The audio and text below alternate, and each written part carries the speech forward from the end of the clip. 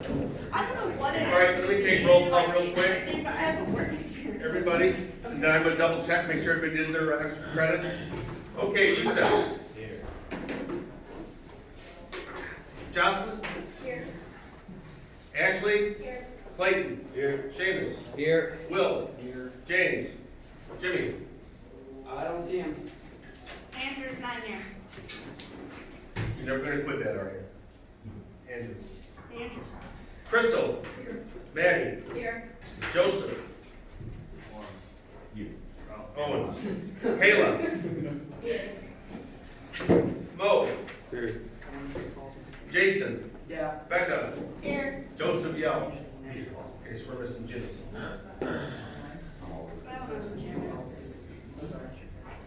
Okay, I'm gonna come by and look at your, make sure everybody print out the extra credit. Make sure it's the right general order. 14 pages. You are good. My print's double You sided do? though. Mine's only 7. You're smart. I should have done. You had trouble finding it, Did or? it for me. Yeah, same here, it's library. See, I normally Okay. just email him, but he wants. Okay, well, so like I say, it's just research and print it out, so I think we'll get it next time. Forgetting, Did and you- I saw you in the hallway. You still have time to run out. I type it on my computer and I But feel like. Hang on one second. I never feel like. But yes, you could have done it. It's the last page. Good for you, Clayton. Oh, you did both sides. Guess who has plus something that I don't know? You're good? Oh, Yeah. I forgot. All, Wait, like, you boy, forgot? and You Wednesday forgot? kept asking You me what forgot I am forgot I taking these forgetting tests? to go to work? She forgot, like, she forgot to show the first test. Shut up! Yep, you're good. I didn't forget to show you that. I was saying showing my for dad. dinner last week. Yeah, just so I you know. was. Yeah. No, It's out there, not just takes you to the that research. time. The James and Courtney won't let me forget. You should know by now that makeup test. You'll make it up, okay, you're doing good. I've never had to take a 5 class. points, okay, so just keep that in mind. Gary, Well, and you Gary, probably don't want it, you know that you don't want to. Yep, you're good. I love how she just says, "Yeah." Yeah, I got it, like I say, that's why I wanted to print it out for everybody. See, now.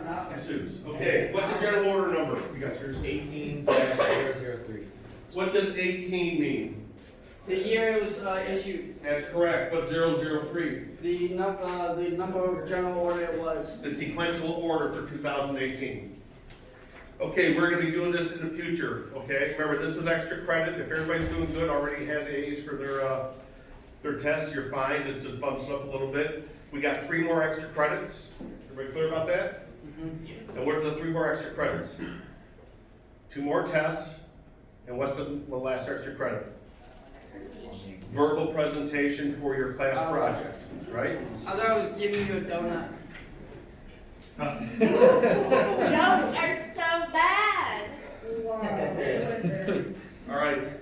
I'm not gonna give the assignment for reading the journal order today. You will have that next class, all right? You're gonna have to understand that. What I would do, I would be familiar with the terminology for the general orders. Does it not ask what a pursuit is? Paralleling, talks about roadblocks. I want everybody just to know the terms, not the general order itself. But that's, we'll go through that more next Tuesday. Let me clean up here. I'm gonna get out of the way and introduce our guest speaker.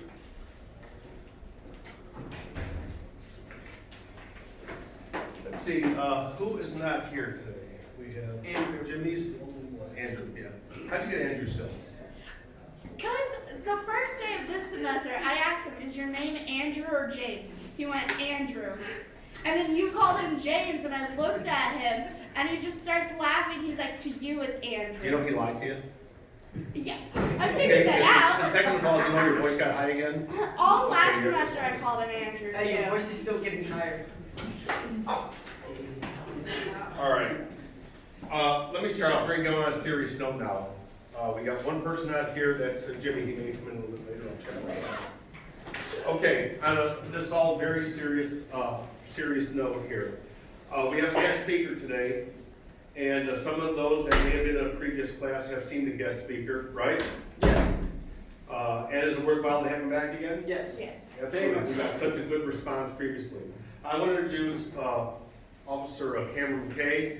He is a former Webster Groves police officer. Cameron McKay was working the front lines during the Ferguson protests. Remember we talked about the Ferguson protests? And Cameron was shot in the face during the Ferguson protests and suffered very serious traumatic and emotional injuries. Okay? This is very, very important. We talked about how much stress did I put on PTSD and stressors associated with police work so far in class. We had test questions. Yes. And I think the best part is understanding yourself, your inner being, both for professional reasons, for police work to do it, or other issues that may come up in your personal life. I want Cameron to present to you, and he does so in a very open way about his personal story. And the biggest thing I've seen a lack of is personalized and humanizing police work. There is a human element to this too, and that's all the men and women who are doing this profession. So not only can I say Cameron's a former police officer and a survivor of a critical incident, but he's also my friend. And so I want to make sure everybody listens close. And like I say, he opens up very personally about himself. And I want everybody to take it to the fact of thanking him for the story he's going to tell. Okay, Cameron? Thank you, Jerry. All right, so today, for those who have seen me do this before, I'm going to change it up a little. My goal and my focus today is for you guys to walk away with a more info, obviously, but a better understanding of the ability to bounce back when life smacks you in the face. Okay? Now, my story is about PTSD, right? And really quickly, like an example that I heard recently about PTSD and maybe just a normal individual was, I'll tell you a story really quick. So this guy is in bed one night. He's in his house, his wife is next to him, and his children are in the other room, okay? Let me rewind really quick. Yeah, they're in the other room. And out of a panic, he wakes up and there's smoke filling the room. He jumps out the window, okay? And once he jumps out the window, he realizes that he's left his family inside. But at that point, the flames are so big that he can't go back in without dying. The brother of his wife shows up and says, "Why didn't you help? You're a coward. How could you do that? You let my sister and my nephew and my niece burn." And from that point on, that gentleman was stuck in time. He was seen throughout the neighborhood and the city that he lived in wearing a chicken suit. He had a stroller in front of him with 2 babies in it, and each of them had a picture of his children on their chest. That guy was stuck in time. And to anybody else who saw a guy dressed as a chicken, what would you do? You'd chuckle, right? I would if I saw a random guy wearing a chicken suit walking down the street, whatever, with a stroller. But what happens is you find out why he's like that and what happened to him in his life. And that's what got him stuck in place. And I believe that happens to a lot of us in a lot of things in life. I mean, just a quick example off the top of my head. I mean, we're talking about heartbreak, losing jobs, not getting the best grade on the test, Gary yelling at you, like all this kind of stuff, And so what I'm going to talk about today is I'm going to talk about PTSD because I think that's really important. I'm going to talk about how PTSD affected me and how. I mean, you guys already know I got shot in the face, right? Pretty simple. But then I'm going to tell you about how I got up. And I want to turn that into teaching you in the future if something were to happen to you, how to bounce back. Okay? So I'm just going to do my best with that. You with me? Mm-hmm. All right. Let me see if this works. There it goes. All right, so you're probably thinking, who is this guy, right? I am Cameron McKay.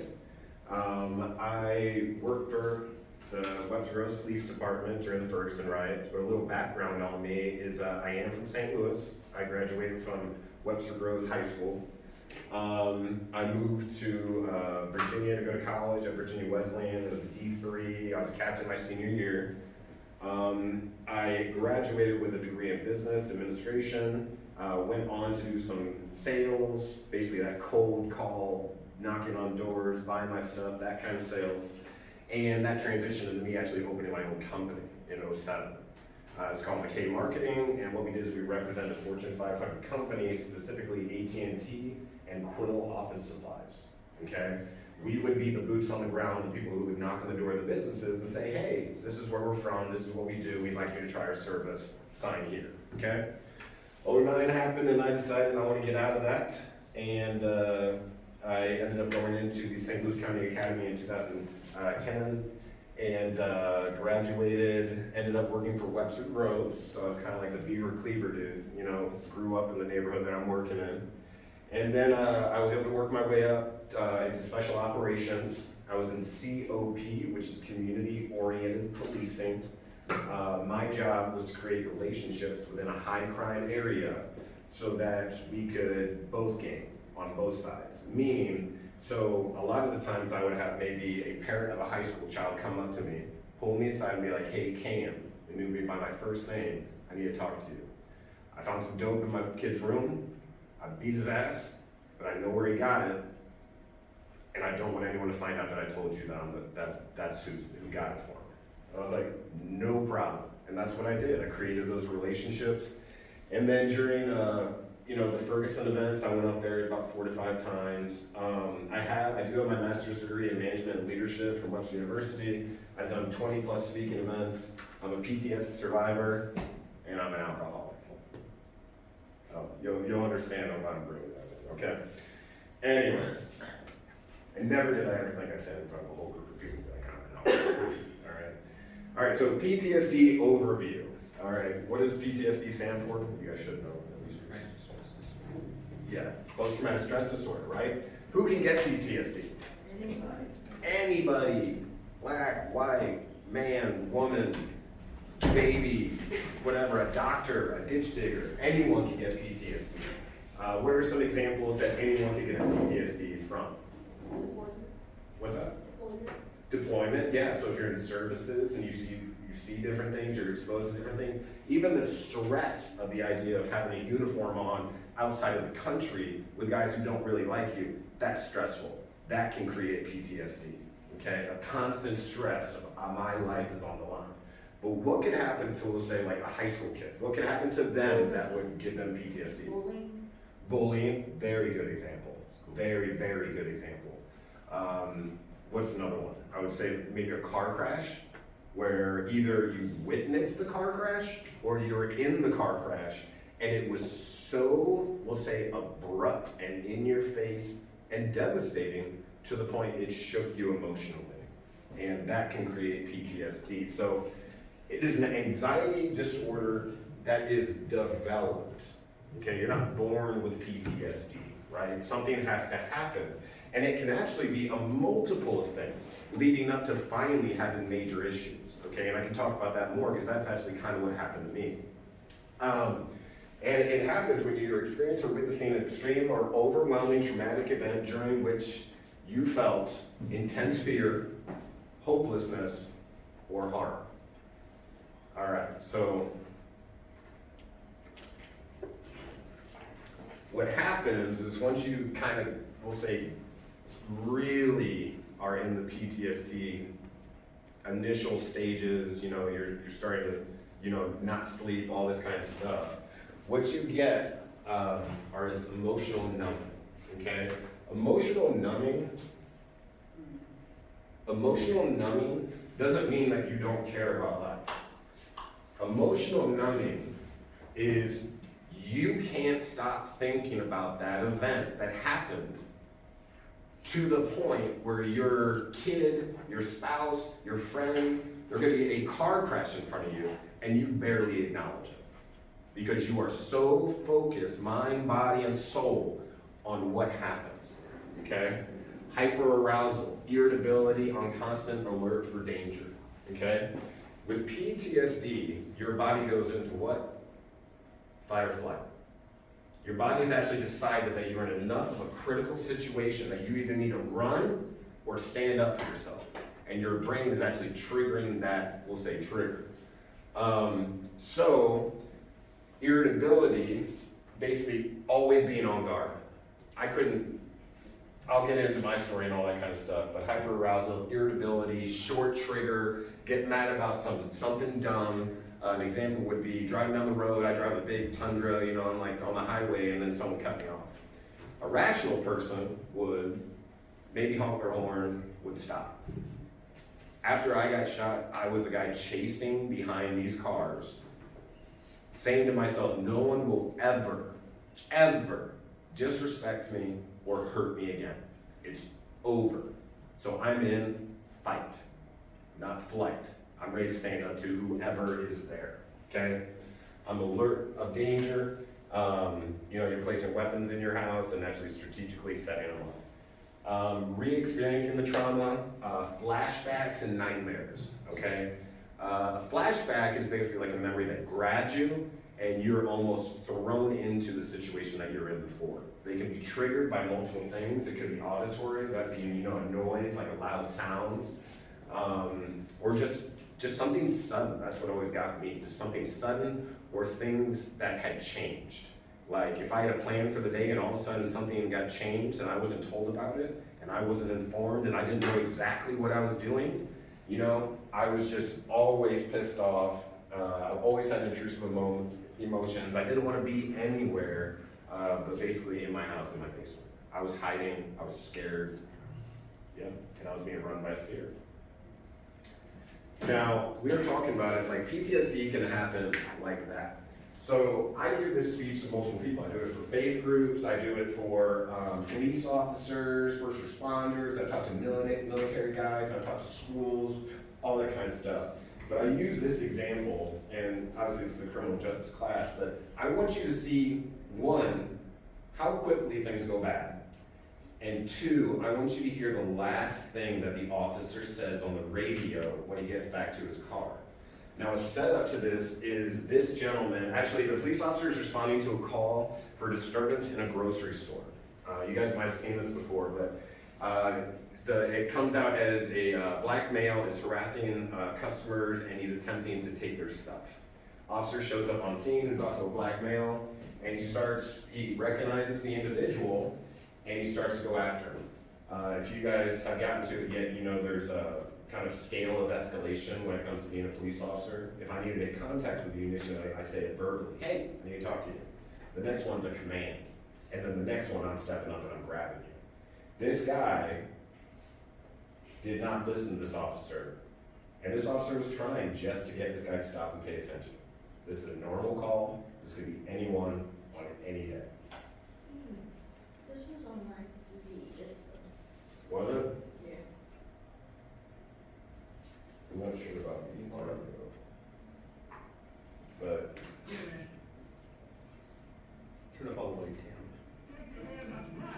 so his hands are in his pocket. This guy's just trying to make contact with this dude. He got a call. He's working. He's on his job. He sees the guy. He's like, let me talk to this dude. Let's figure it out.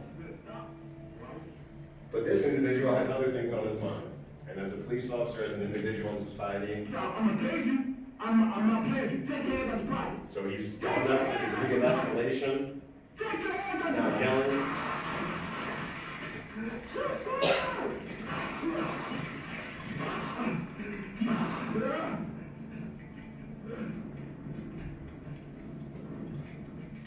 So this officer now is crawling back to his patrol car. Look at his hands. Listen to the next one. That right there is an individual who 100% believes he's going to die in that moment. The last thing he thought he could say is, please tell my family I love them, because he didn't think he was ever going to see them again. That's where he got stuck. Okay? Now we'll go into kind of like where I got stuck. Pretty excited.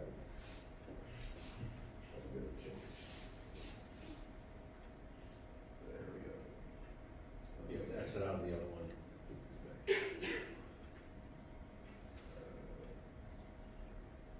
That's great. Go, there you go. Okay, thank you. All right, so Ferguson. we'll talk about my experience and kind of like what happened to me and where I got stuck and so forth.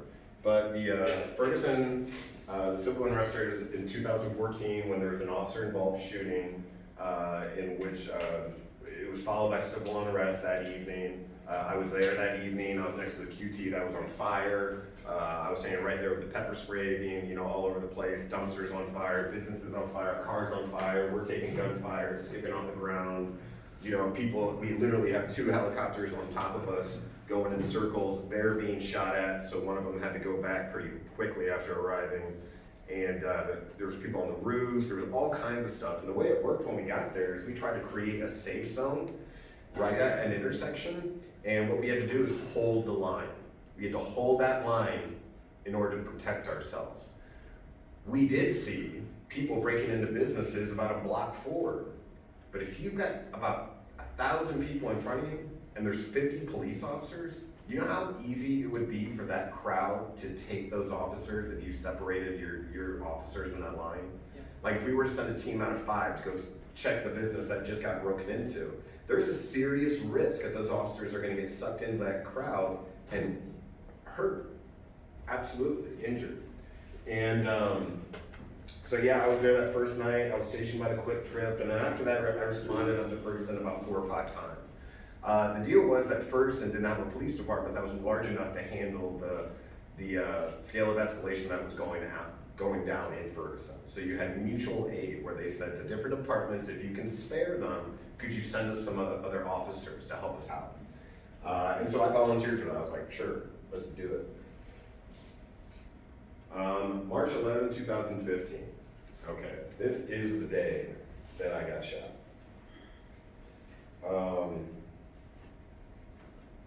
So what's funny is that yesterday, for the first time, I went back to the Ferguson Police Department and stood where I got shot.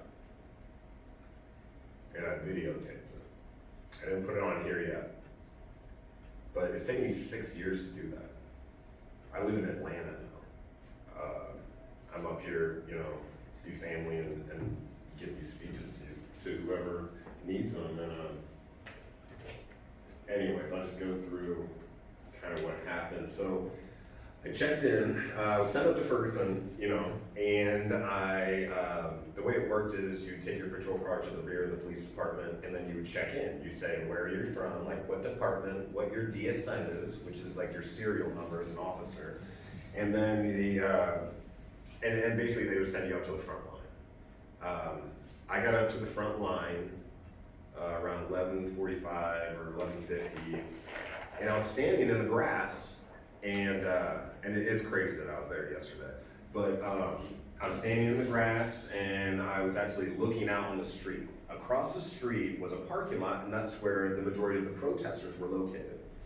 Our job was not only to stop them from blocking the street, but we're also there to protect them. We're there to secure their right that they do get to protest. That's the job of a police officer, okay? You gotta do what you gotta do. And the crowd around midnight actually appeared to be dispersing. I've been in Ferguson in much worse situations. And I was kind of standing there, and I looked to my right. I remember seeing a red car, pan to my left, a road going away from me up a hill, and then I shifted to my left over here. For some reason, I thought of my grandma in that moment, who had passed time before that, or quite some time before that. I don't know why, I'm just being honest about it. I thought about my grandma, and then I shifted to the right, at which point that's when I got struck. Right in the face, right here, which sent me back a couple steps, and then I held my face like this. I thought that I had actually been snuck up on, and someone had hit me in the face with a bat. I mean, it felt like that. But the only strange thing was it actually felt like I had been yanked from the inside of my skull. The bullet passed through my cheek, so right here in my right cheek. It went through this nerve center, which is all this muscle for your jaw, when you're clenching, chewing gum, that sort of thing. It went through that, then it went behind my ear, broke everything on the inside of my ear. So the inside of your ear is porous. It's like a coral, so you can't really put it back together like a normal bone. And it entered my cranium, went through part of my brain, hit me in the back of the skull, then deflected and went down into my neck where it came to rest on my carotid artery and jugular. It's a .40 caliber bullet, full metal jacket. It should have blown out the back of my head. Absolutely. And right then and there, that quick, my life changed forever. Forever. And the same thing could happen to anybody. Again, a car accident, losing a loved one, seeing a stranger be hurt, just anything. It could be anything. And you can get stuck in those moments. But there is a way to get out of it, and that's what we're going to talk about for the rest of the time. All right, so I thought I was hit by a bat, like I said. What happened is, when a bullet goes in, all it does is it makes a small little hole. When I got home, they released me from the hospital 7 hours later. They said, would you rather stay here or go home? I'm like, I'd like to go home.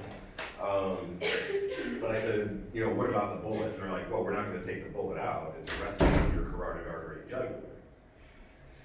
So this doctor, this top trauma surgeon is saying, I'm not going to touch this bullet because it's too risky. And I said, well, what's going to happen to it? And they said, it's funny, the human body tends to reject foreign items. So what he's really saying is that one day I'm going to be itching my neck and a bullet is going to come out of it.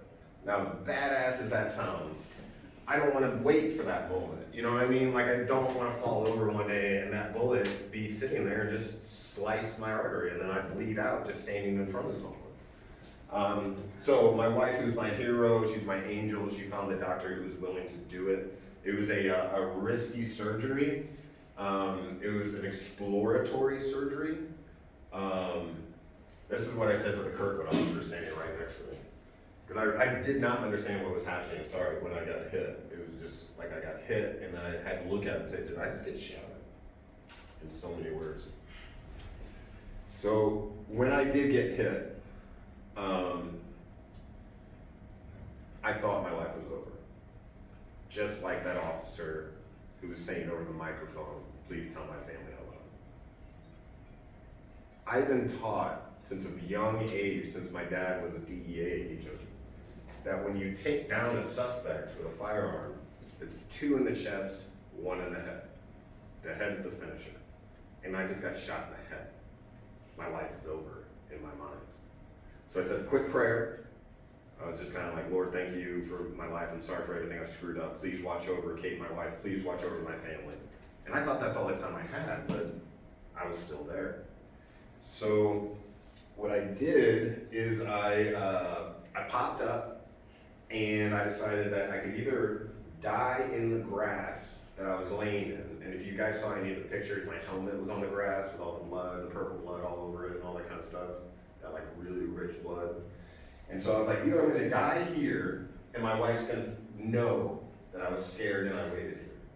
Or I'm gonna get up and move towards the parking lot, which I did. We were still taking fire, so I walked alone. Everybody else had, concealment, cover. They were looking at this hill because they couldn't see where these shots were coming from. And I ran to the back of the police department, which is a little bit of a hike. You have to go through this big parking lot. And I get to the back, and there's these civilians that, we talked about when I checked in. I'm like, hi, my name's Cameron, I'm from Webster Groves, here's my DSM, right? I go up to this woman, and I say, I need help, I've just been shot. And she said, you need to go to the back of the fire department. I'm like, what? So I got over there, I got to the back of the fire department, walked up the steps, jumped in the ambulance, and then we were on our way.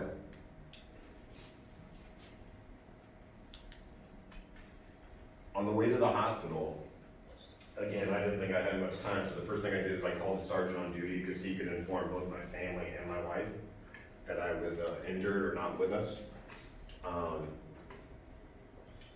I just kept asking, am I gonna die?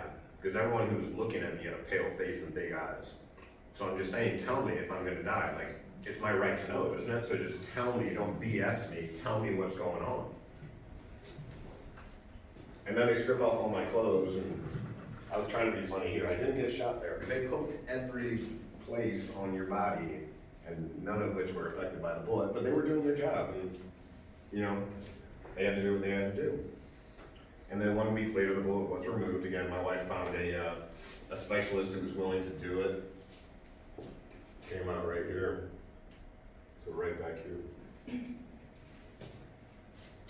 And so that happened, and I assumed, you know, all right, I've seen enough movies about this, right?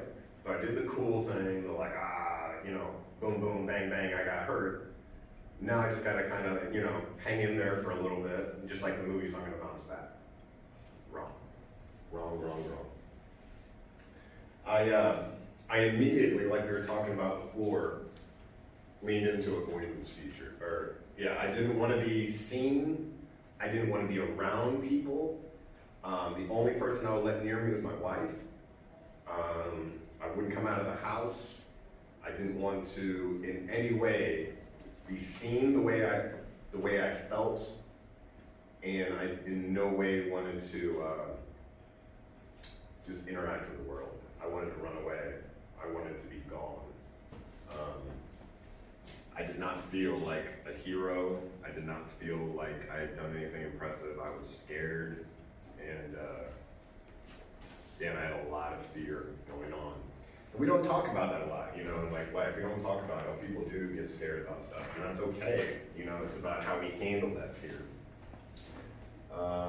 Diminishing interest in significant activities. So, and this could happen to anyone, avoidance. I mean, if you were in a relationship with someone and you all hung out with the same friends and then they broke up with you, you know what I mean, in like a mean, nasty way, you're probably not gonna hang out with that group of friends, right? Yeah, you don't wanna be reminded of what happened, you know, you're probably gonna try to move on, do your own thing. But the only way to move on really is when you stop trying to understand what happened. And so it can happen to anyone. It could be a relationship, you could be injured and all that kind of stuff. And depression is basically what it comes down to. You're scared, you're depressed, you don't feel good about yourself, you don't want people to see you, you don't want people to comfort you, you don't want people to try to help you, you just want to be left alone. And that's avoidance. So for 9 months I struggled after being shot. I didn't know if I was alive for a long time. It was really hard to understand how I could survive being shot by a .40 caliber bullet and still be walking and talking. Anybody with me? Especially when my dad hammered in my mind my whole life when we were shooting, 2 in the chest, 1 in the head, 2 in the chest, 1 in the head. You know what I mean? And so I don't know if I'm alive. All day when I'm awake, I'm having flashbacks. All day, I'm running from invisible demons, you know, invisible monsters. And then at night, still today, I have dreams about dying every single night.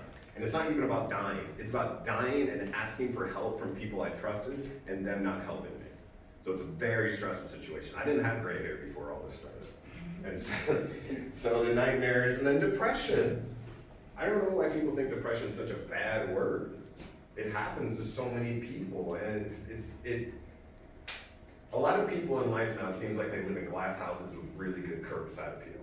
You know what I mean? They like to judge other individuals and be like, oh, you know, I'm better than this person, I'm better than this person. They're comparing themselves to people, and that's BS. You know what I mean? Like, those glass houses come down with just 1 stone. And I've learned that through this process, that it's tough sometimes to stand up for yourself and know what's right for yourself. But if you're suffering from depression, it's best to stand up to it and not run from it or hide it from other people, okay? I take medicine. I'm on medicine right now as I'm standing here talking to you. That has to do with mood stabilizers, depression, all that kind of stuff. Because I take the medicine so I can get stable enough to figure out what I need to figure out in life. You know, it's that simple. I'm using it as an assist. I'm not running from depression. I'm trying to get stable so I can figure out why I'm depressed. Is it a chemical imbalance? Is it a past trauma? Is it, I don't know, I got a bad grade. Whatever it is. But what I did is I leaned into self-medicating. So I just leaned into alcohol. I was drinking all day, every day. I needed some space from what was going on because all day, all night,